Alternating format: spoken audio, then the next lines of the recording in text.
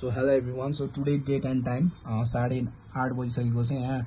अनि फेरि डेट पनि हेर्न सक्नुहुन्छ। मेरो वालेट ब्यालेन्स आज चाहिँ 25,822 रुपियाँ छ र मेरो टुडे अर्निङमा चाहिँ 350 रुपियाँ छ। It's a वानली store self balance होइन, स्टोरबाट आएको बोनसको पैसाको मात्रै हो यो चाहिँ।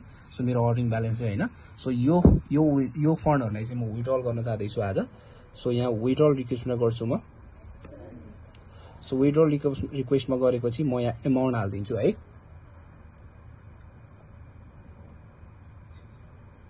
सो यहाँ मैले एमाउन्ट हालिसकेँ। एमाउन्ट हाल्ने बित्तिकै यहाँ हेर्न सक्नुहुन्छ टिडिएस काट्यो। यसमा 15% ट्याक्स लिन्छ सरकारले, हामीले पे गर्नुपर्ने हुन्छ। 25,000 मा ट्याक्स पे गर्दाखेरि 21,900 मात्रै बच्छ। हामी रिक्वेस्ट फर विड्रलमा गर्छौँ है।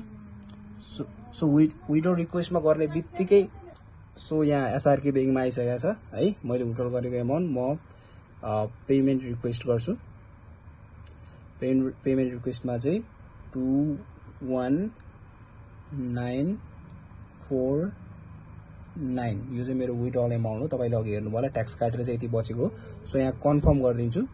सो यो चाहिँ रिक्वेस्ट फर पे आउट भइसकेको छ।